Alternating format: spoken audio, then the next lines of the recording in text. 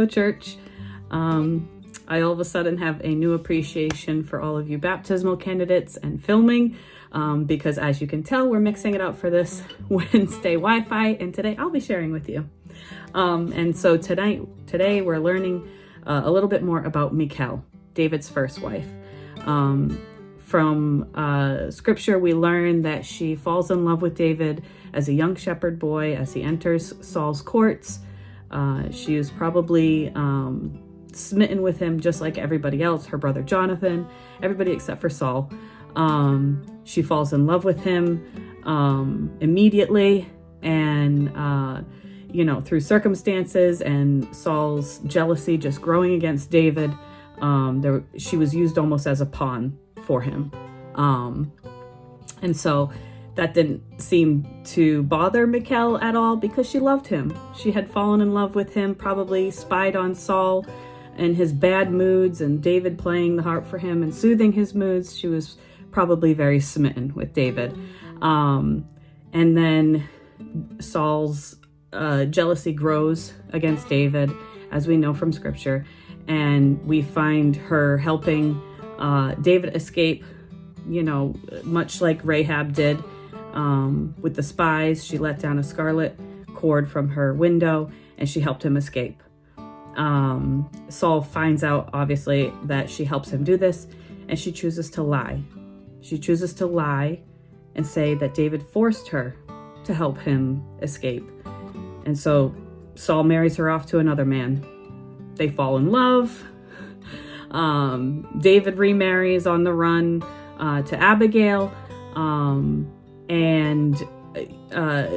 Fast forward a little bit from when she was married to David and in love with that young shepherd boy to when he returns. He returns victorious. The Lord has given him victories at every turn, including against her own father, who had taken his life, and he was returning as victorious king. We find her in this next part of her life, spying on David as he's returned to his people. He's brought back the presence of God, the Ark of the Covenant, and he is dancing in the courtyard until his clothes fell off. And she doesn't see him anymore as a naive, innocent little shepherd boy. She sees him as a man victorious by the Lord's hand, and she despises him.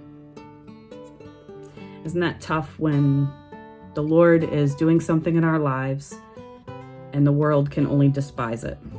They don't understand it. They don't have the same passion that we do.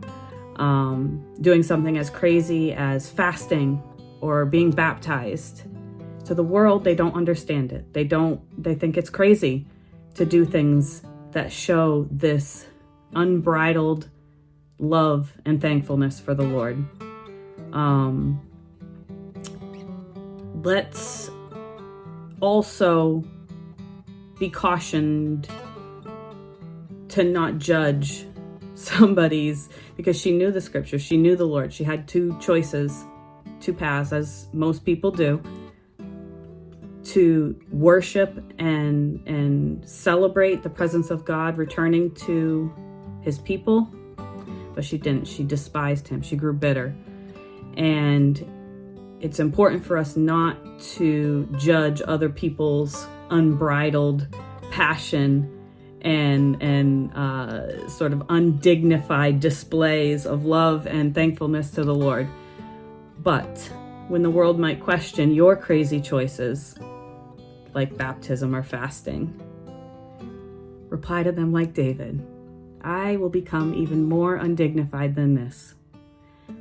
You think my passion now for just the return of the presence of God is unbridled and undignified?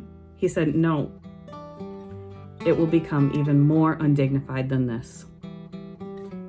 Happy Wednesday, church. I hope you're blessed. God bless you.